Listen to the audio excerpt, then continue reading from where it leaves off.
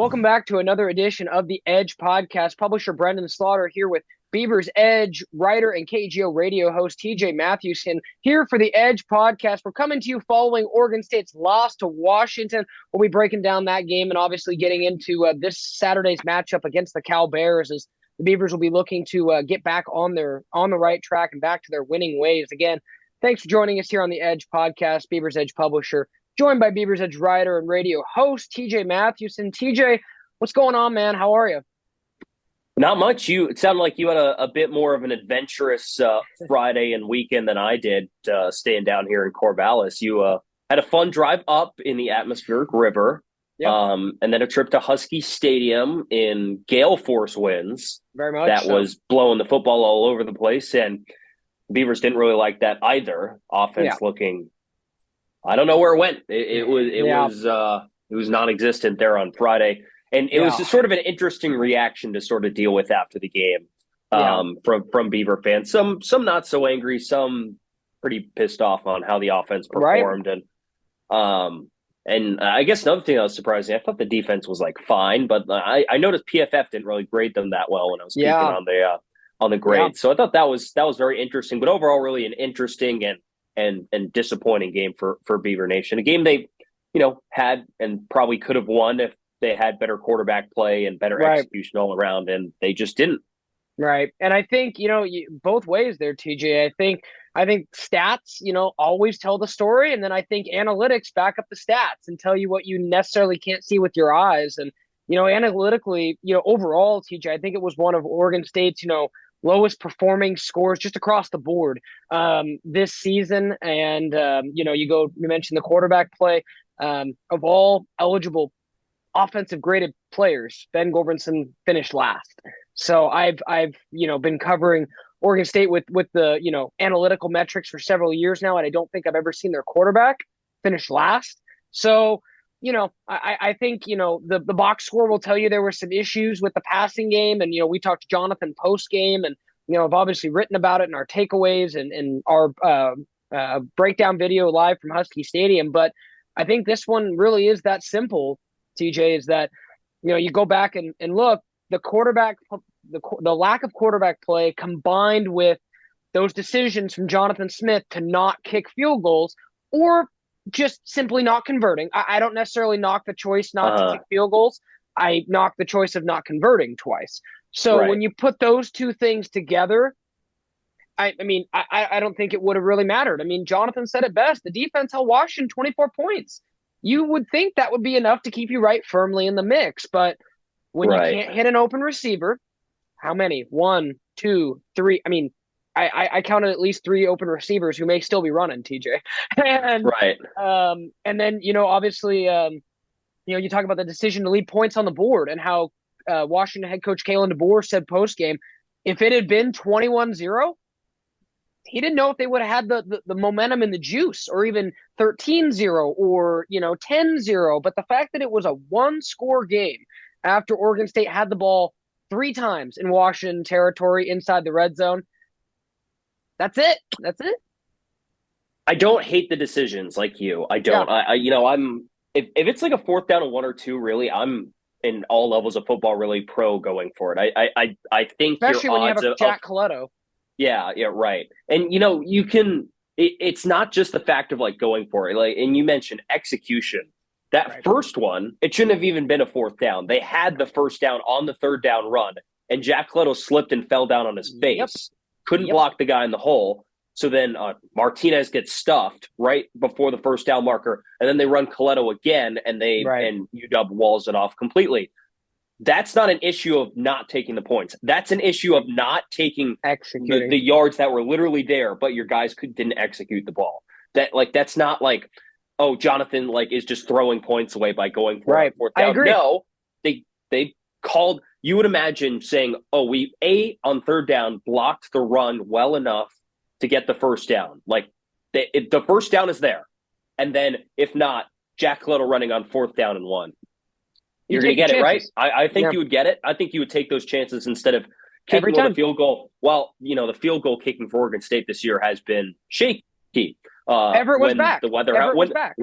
Yeah, he was back, but even so, I mean, he hasn't been 100%. Right. And I believe for that first one, at least, they would have been kicking into the wind, Yes, correct. which is a tricky proposition. The second one, I'm not sure what the goal of that play on the second Yeah, one was. I remember yeah. I likened it on the post game show. I likened it to the sort of the tight end sweep that the Seahawks love to run. They ran it. I don't know how many Seahawks fans listen to this, but if you watch the game against the Cardinals on Sunday, they ran that same play. Same play either with a tight end or a running back. They run it about 6-7 times. They run it a bunch of different ways. Right. But the concept is the same. Where the quarterback will roll out, and then there will be a tight end or a running back running with him on a bootleg. There's one edge defender usually that is unblocked, and his choice is either to go with the back or the tight end, or come get the quarterback, and the quarterback reads it based off of that. Right. So with that second one, it was a running back, right? I think it was Jam. And I think it was what, 4th and 5, 4th and 6. No, it was like 2. Was it less than that? I thought it was 2, a little bit long. I think. Yeah, I thought it was a little 3 bit yards. longer. It was not a long one, right? Yeah. And the again, the read is usually on that play. I could be wrong. Maybe, Jonathan pops on here and tells me that's not what the read was. But as many times as I've seen this play, once the linebacker goes with the running back running up the field, the quarterback is supposed to take off and get the first down. And instead of doing that, Ben tried to loft it over the top and drop it in the bucket of Jam Griffin, and they couldn't do that while he was being guarded, tightly one-on-one. Right. And that's, again, execution. When I watch that play, I'm like, that doesn't look right from how I've seen this play executed and run multiple times. You're right. It was that doesn't look right. It was a 4th and 3, and I believe it was actually it was Martinez in the flat there on that play. Right. Okay. Regardless, right? It doesn't look right. It doesn't. No, agreed. And when you come out of that, you're like, what kind of play was what kind of play was that? That didn't feel like that's how that was supposed to be run. And I don't know if that was a Ben mistake. I don't know if that was his only option the whole time. He probably could have ran for the first down. I mean, Ben's 6'3", 215, and runs pretty fast. He's it was fast dude. And why not? And I think the other thing is like you said, the play had no chance. Wasn't the pass wasn't. Yeah, the pass wasn't. I mean, they threw it, but it wasn't. It wasn't anywhere close. And like you said, I think, I don't know. Like I said, I'm kind of with you as far as always, and I don't mind Jonathan Smith being aggressive, especially on the first one. The second one, I think you can have a little bit more of a debate, and I see both sides of the argument. I believe you we just looked at it. You're on the Washington 15. So if you wanted to kick into the wind, it would have been about a 25, 30-yard field goal. I was going to say that second one I think would have been 32 because you add 17 yards, right? Yeah, that would have been 32 with the wind, I think, on that second one because it was the second quarter you flip sides. Yeah. So do you take like I said, I see the argument for that for sure, but I guess on that sequence, the issue that I do have with that play call and the way it was executed, TJ, is that not like you don't want to not put Ben into winnable situations and put him in situations. I don't know if where Ben is as a passer right now, I trust him to make that play on 4th down in a hostile environment. Am I being too critical of him, or because Ben, in just looking at the score, what throw did Ben make? Because we talked about it last week, TJ. You're like, Washington's going to make Ben beat them, right? And that's what they did. What throw on Friday did Ben make that we're looking at now going, yeah, that was a good throw? I can't think of one because the ones that stick in my mind. I mean, we have that one, the wheel route for Jam, wide open. The deep ball to Anthony Gould was open, right? Penix didn't have a problem throwing in the wind. He didn't. He didn't. He attempted a lot of passes and wasn't very efficient, to be honest. I think 52 attempts for under 300 yards, but his ball was cutting right through the wind, no problem. Right. Right.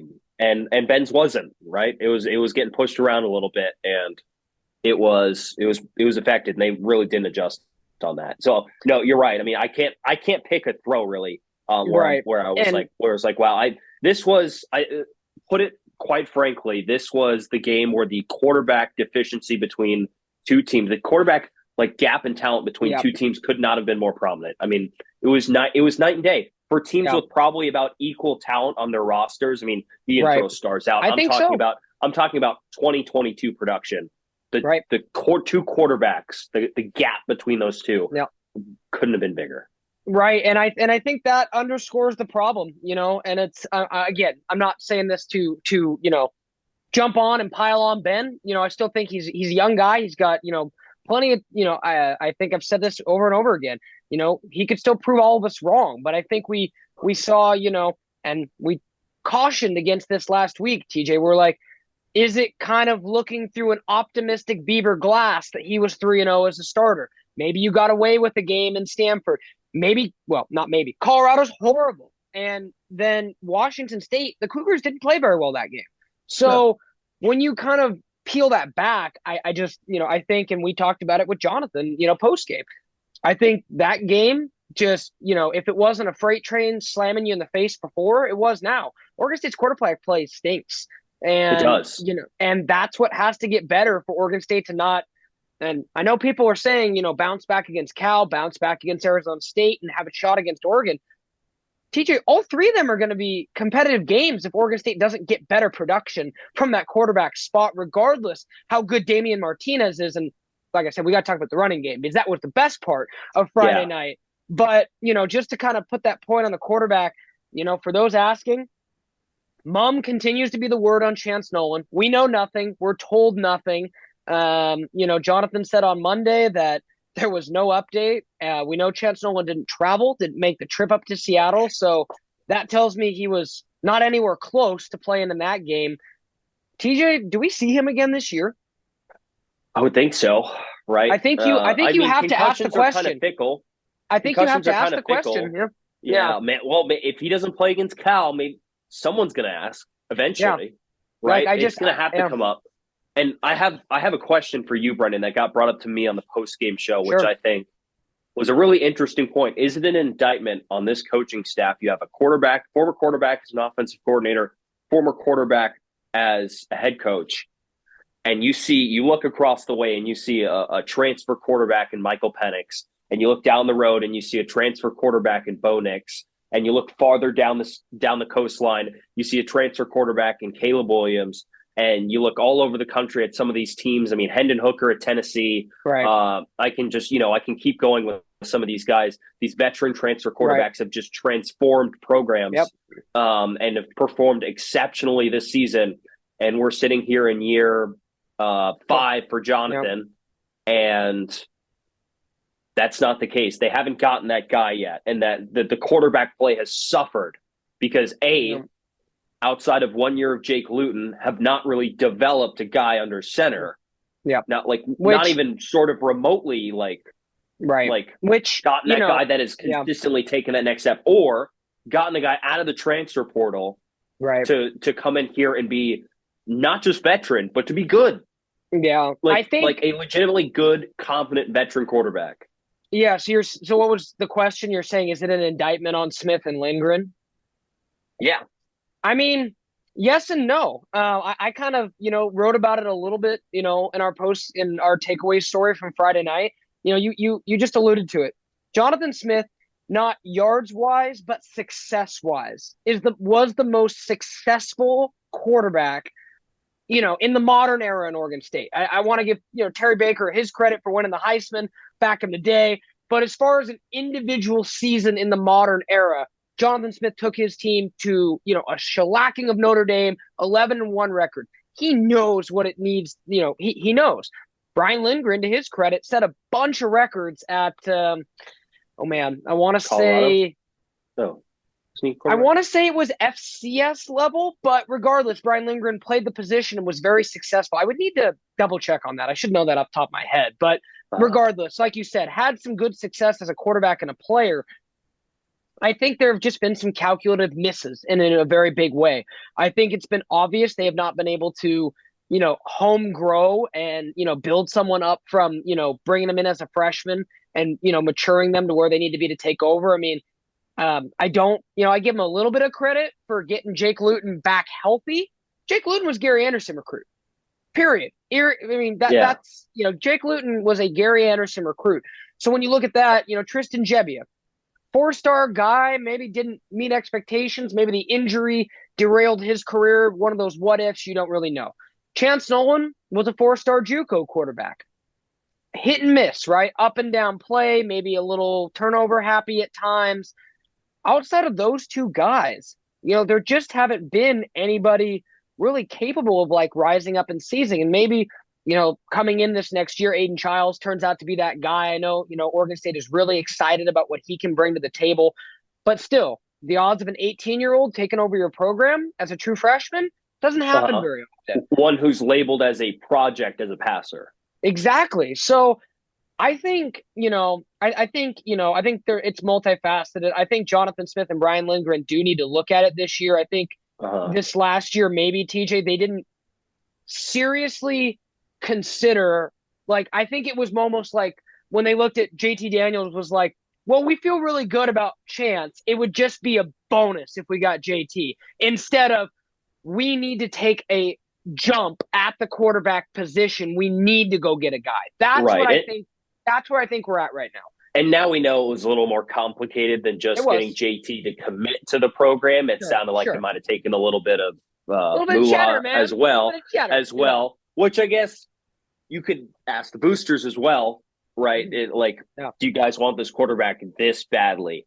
Yeah. In that sense. I think about it otherwise. I mean, you can even, Brenden, just go to a lower sense, like Jack Plummer at Cal, who we're probably about to talk about, right? Yes. He threw for over 400 yards last week. When was the last time Jake Luton was the last guy probably that threw over 400 yards in a game? Jake. Yep. Jake. Yeah, Jake Luton. Yeah, the last guy that threw for over 400 yards, right? I mean, we keep going back to him, and you're right. It's like that's a Gary Anderson guy.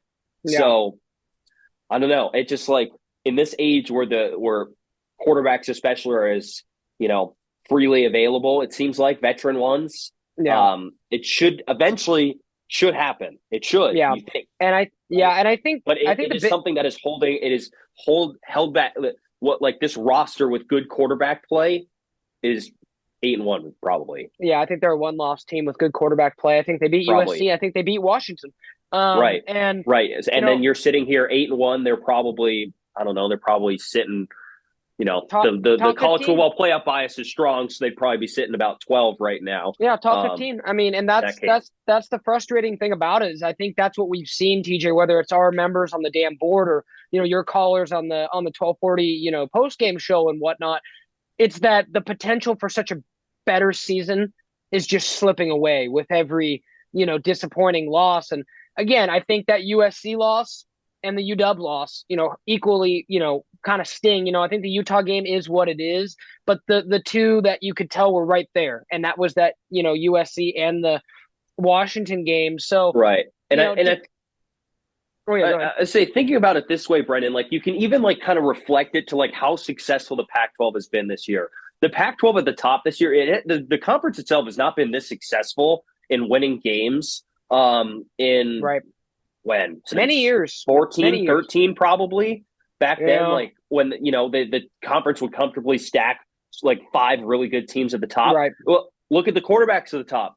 Cam Rising, DTR, Bo Nix, Caleb Williams, and Michael Penix. Yeah. Right? Those are 5 of the best quarterbacks in the country. And we can think back to as soon ago as, I don't know, maybe 2018, 2019 in the Pac-12, where you look at the top of the conference with quarterbacks and it's like, well, there's like a mismanaged Justin Herbert and the ghost of Jake Browning and who was the Utah quarterback then? I forget. The one where they scored only 3 points in the Pac-12 title game. Oh, good question, man. I forget his name. Regardless, I do too. That used to be the case where those were the guys at the top of the conference. Oh, and now like Tyler Huntley. Oh, before Tyler Huntley. Oh, before him. Oh, goodness. Okay, yeah. Tyler Huntley was actually good.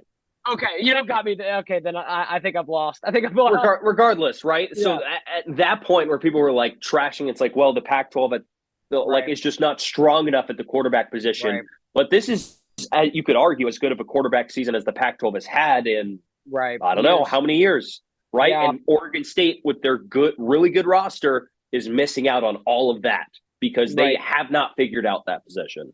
Well, and I think that's incredible, TJ. And let's just say Oregon State won that game against Washington, right? And Oregon State was, a spot higher, and we put Oregon State in that context instead of Washington. You list all those quarterbacks, TJ. Which one does not fit with the others? Oregon State's. It's right. It's like right now, it's like regardless, I still think Oregon State had the potential to be in the mix with all those same teams. But like you said, for those reasons, quarterback play, the Beavers are getting left out of a party this year, even though I think they've got a very opportunistic defense, an outstanding running game, and a young running back in Damian Martinez who, is just growing and maturing before our eyes and is looking like the next great Oregon State run back. And even an offensive line that I think is run blocking well and pass blocking good enough.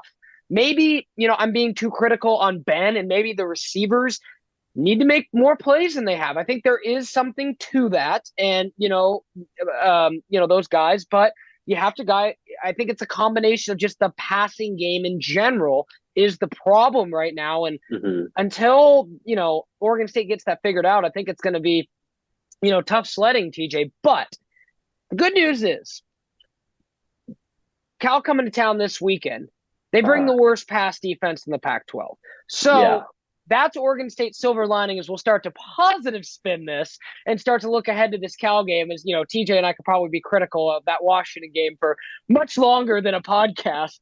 But, this opportunity getting back home, Oregon State, for whatever reason, I still haven't been able to put my finger on as to why, is night and day a different team at home. And they come in against a Cal team that, is reeling a little bit, even though they played a little better against USC and put a little scare into them late last week.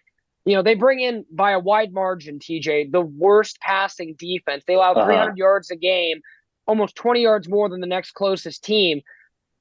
We don't know about Chance Nolan. If I were to guess on Wednesdays we're recording this podcast, he probably won't play, but, who knows, right? Oregon State's, we just get that one update from Jonathan Smith a week on injuries before we just get to see for ourselves on Saturdays. But, I think it goes both ways, TJ. If you're Oregon State, sure, you see an opportunity to get your passing game going.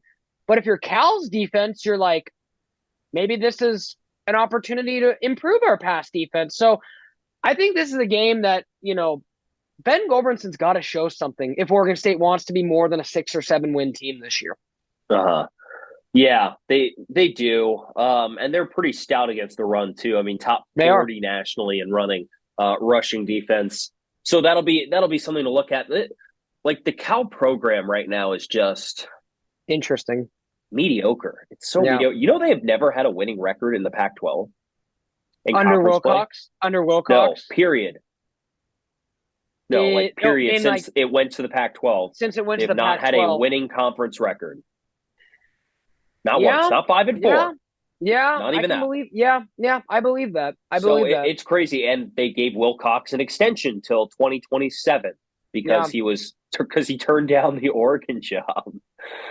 Which is just seeing how the Ducks are right now is just kind of mind-boggling that someone would turn that down for Cal.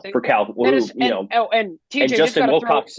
I was peeking that there's some odds out there that Wilcox is it is Cal, so they're not really as irrational as Auburn in terms of firing their head coach, but his odds towards getting canned are not low. Yeah, I mean, he, the interesting, I found that interesting. I think ultimately, TJ, he just didn't, for lack of better terms, I didn't think he wanted the Oregon smoke. You're going to get left alone to kind of do what you want at Cal because academics are the most important thing, kind of like Stanford. Be mediocre. And, you bring enough people, attendance, obviously does some things, but if you're respected within the organization, I think you're going to be left alone at Cal. But very surprising, TJ. And I remember being kind of surprised because, Justin Wilcox, a 5'4" guy, grew up in Junction City. I'm pretty sure most of his family is still here in this Northwest footprint. So I just think he didn't want to have Phil Knight breathing down his neck, and I don't blame him. it's just interesting because I'm just like looking at all this stuff with Cal and reading all this stuff about Cal. I mean, there's just so much frustration about Yeah. about the Cal program. And Yeah. I think I have this article pulled up here. Let's read just this blurb here at the bottom, right? Yeah, by the way, if we're just going to talk about Cal athletics in general, their basketball team lost to UC Davis this week. Oh, I think on Monday. man. Regardless, so just the state of like Let's sort of let's make a it, rough week for Cal athletics a little rougher. I like it. yeah, just I like like it. just kind of like there just seems to be a lot of like frustration amongst a lot of the fan base. Cal still believes in the outdated notion that revenue sports must be judged on its academics to placate the faculty that run the university. That's not how things work in college athletics. Right. Until Cal figures things out, we need luck to stumble into success. So I thought that was very telling and Yeah. sort of, I guess, reflects their outcome of how they've been in the Justin Wilcox era, which again, it's just sort of this mediocre product year after year after year. Yeah, I would tend to agree with you. The only thing that gives me pause is when we go back to our podcast we did previewing Stanford, TJ. I think unlike any other two programs in America, no one were hit as hard by COVID regulations than Cal and Stanford. Berkeley County was the epicenter of extreme caution when it came to COVID. Like, I remember the thing where they said, a student couldn't ride their bike through campus on Stanford without, either having a mask or whatever it was. Again, I don't judge. It's all, everyone can make their own choices and all that. But the impact on their football program is something I think that's tangible. And I just think, David Shaw, we talked about him. David Shaw, I don't think forgot how to coach football. And Justin Wilcox, like you said, the losing record thing is interesting, but he's always had Cal very competitive, even though maybe they didn't get the win. So I still think Justin Wilcox is a good coach.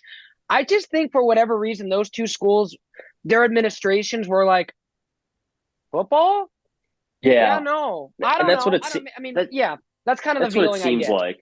That's the feeling That's what it seems like. It's just like kind of hard to judge. But then you like watch Stanford this last weekend, and they just got boat raced by a mediocre Washington State team. Washington State team's nothing special. They might go to a bowl game, win 6 games, right? But otherwise, I mean, you just look at it's like, yeah. And the same thing with Cal, right? They've been competitive-ish, but you think with Cal, TJ, I mean, how much did that loss to Colorado, giving Colorado their only win of the year, I think that derailed everything. Because you look, Cal has lost, including that game, 4 straight since losing that game to Colorado in overtime. After starting the year 3-2 with wins over UC Davis, UNLV, Arizona, and took Notre Dame, who just beat Clemson, to the wire and nearly had a shot in that game. So I think, respectfully, I think Cal showed a little bit of life last weekend against USC. But I think that game against Colorado, when they gave the Buffs their only win of the year, I just think that broke this team this year. Right, yeah. Maybe not entirely because they showed some fight, but I just think that set them on a path that is not recoverable. So they've lost 5 in a row. Yeah. Yeah. And they're like remarkably bad in 1-score games. There's another note from the article I was reading, that blurb on the bottom at the top. They're 0-8 in the last 2 seasons in 1-score games against Power 5 opponents. That I believe. I remember. Yeah, that I believe. Yeah, no, that's really sense. bad. Yeah, that's terrible. Just the execution in close games that comes down to coaching sometimes, right? Right. And we talk about NFL coaches all the time who, the execution parts of it that, end up getting canned or what have you. So, to the game itself, though, Cal's a weird program, TJ, but what are your kind of expectations in this game as far as do you kind of agree that quarterback versus Cal's defense is going to be the matchup that defines this game, or do you see it somewhere else? I mean, I see it kind of like last week. If Oregon State can get better quarterback play, and then run the ball against, UW had a good defense, good run defense. They ran the ball against them. Cal has a good run defense. I think they can run, but they're going to have to hit some passes, or this is going to be closer than you think, because Jack Plummer, as a Purdue quarterback last year, threw for 300 and some yards on this secondary. So he's familiar with almost all those guys Oregon State's trotting out there. So if Oregon State goes out there and thinks that, Cal's just going to roll over, I think they could be in for a surprise. So this is a game where you have to put, Ben into positions he can succeed if he's your quarterback under center, or if it's chance you can take the guards off and get back to what you were doing. But you got to hit some passing touchdowns in this one, Yeah, TJ. you do. I think that's everything in this game. Yeah, I think so too. I mean, it's just, like you mentioned, the worst pass defense in the Pac-12. I think that's where you like need to attack, because like you said, you're gonna be able to run the ball on most teams no matter what. Yeah. Maybe it won't be as big, chunk plays, but right. you'll be able to run the ball regardless. So this game, again, back at home, friendly confines, is where you want to see that growth out of Ben Gulbranson. He faced crummy Colorado and looked great. I mean, he did. He was dropping back. We were noting as he's thrown some dots today. It's we're impressed. Fair enough. Threw one interception, I think, that got called back. Yep. But otherwise, really, threw the ball down the field nicely. And I think he'll have the opportunity again to do that on Saturday. I'm a little curious that it's a 2-touchdown spread. That's interesting. I think the spread's 14, the total's 49. Yep. It'll be interesting. But you want to see a pulse out of Ben. You want to see it because it was his worst game as a collegiate quarterback in his 4 games. His worst game as a collegiate quarterback on Friday. How do you bounce back from that? Do you let that play affect you into the next game, or you brush it off and you look great in the next game because you know what you did wrong, and that in some better weather environments at home, you'll play better. Right. So we'll see. I think the Beavers are going to win on Saturday. I don't think Cal's very good, but you want to see something out of Ben, because otherwise then you're sitting there like, okay, well then next week we're going to go down to Tempe, where that can be a dangerous trip for some teams this time of year. I remember a 6th-ranked Oregon team going down there in 2019 and losing their playoff hopes. I mean, hey, it's 40 degrees outside, man. Who doesn't want some Tempe weather right now? I'm just saying. If you want, I want to go back to school, right? I'm ready. I'm ready to go back and sit under a palm tree and catch some sunbeams. I'm with you. But yeah, I mean, that can be a dangerous place to go play towards the end of the year for some northern teams. Again, I remember when I was in school my senior year, Oregon, number 6 team in the country, went down there and lost. They lost their playoff hopes on the second to last weekend of the season. But I note that's normally the week where the SEC plays an FCS team. Well, in the Pac-12, will send their best teams on the road to a hostile environment to go play. And then you're going to face the best team in the conference the next week in the Oregon Ducks. Right. And if you don't see something out of Ben against the worst pass defense in the Pac-12, you're like, need Chance back. Or do you just consider letting Tristan Gebbia finish out his senior season? I don't know. There was not a single Tristan Gebbia question asked on Monday's press conference. Not one. Yeah, I mean, here's the thing: is we know Tristan Gebbia. You know what you get. We've said I've said my thoughts on Tristan Gebbia and whatnot. But after last game, I think you have to ask: is Ben giving you a better chance over Tristan? Again, Jonathan Smith, Brian Lindgren make, I think, combined almost $3 million to make that decision, TJ. So, they know, right, more than I do. So, I'm not a college quarterback coach or guru or head coach. So they know, and I tend to trust their line of thinking. But I do think it's curious because, you look at that last game and, like you said, Ben's either going to be able to bounce back or he's not. And I think, that's going to determine whether or not, like I said earlier in the podcast, Oregon State maybe gets one more win before the postseason, or maybe puts themselves in a position to get 2 and then maybe make that Oregon game competitive. So, I think Oregon State's going to have to get better quarterback play. Ben's going to have to show something. Chance is going to have to come back. One of the two, but that's definitely, I think, what's going to be the most important thing at Reser Stadium and then potentially in Tempe the next week. So, yeah, it's going to be fascinating. Going to be interesting to see how all that shakes out. TJ, anything else you wanted to add on this edition of the podcast? Well, I think it'll be an interesting matchup. I'm curious how Jack Plummer will look on the road. I mean, 400 yards is a big number, but USC's defense not great. And I know a lot of that was trailing by multiple scores throughout the second half.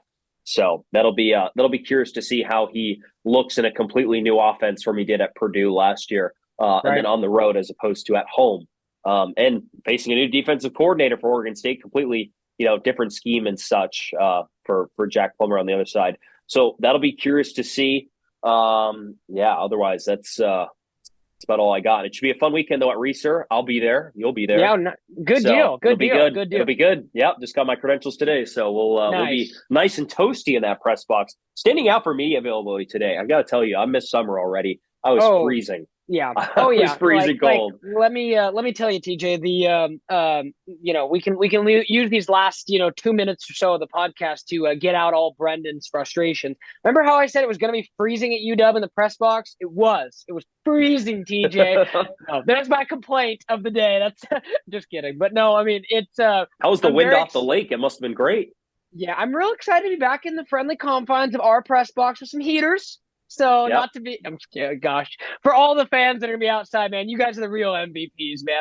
It's okay. Us reporters, we're a little soft sometimes, when it comes just a to little bit.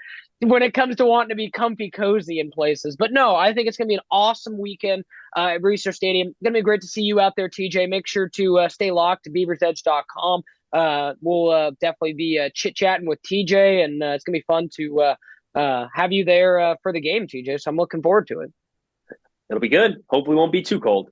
Yeah, so those heaters will definitely be going full force. So again, Beaver's Edge will be there, bringing you live coverage of Oregon State Cal this weekend.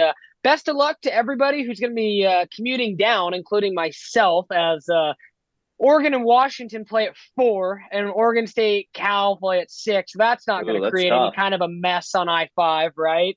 So yeah, that's going to be interesting as Well, you'll well. have So fun doing that. I'm going to take my nice short commute to the stadium. yeah, so any Beaver fans commuting down, make sure to leave yourself plenty of time because there's going to be some Eugene traffic and maybe even some Seattle traffic. So it'll be interesting to see how that all comes together. But definitely looking forward to bringing you guys another weekend of coverage from BeaversEdge.com. We'll be there live. We'll have obviously in-game coverage and leading up post-game coverage. And then leading up to the game, we'll obviously have our predictions. TJ still got his glowing record, as much as it pains me to say out loud. TJ is 9-0 in Oh his boy. predictions, so we're going to have some projections coming in. We'll have the injury report as well. Back at home, Dylan will have our visitor list. We'll see who's at research, checking out the game from the recruiting trail. So that'll be important as well. So keep it locked, BeaversEdge.com. It's the place to be for Oregon State coverage as your Beavers look to finish out the season and get ready for whatever postseason bowl game presents itself. Should be exciting last 3 weeks and sprint through the season. So again, for TJ Mathewson, this is Brenden Slaughter signing off on this edition of the Edge Podcast.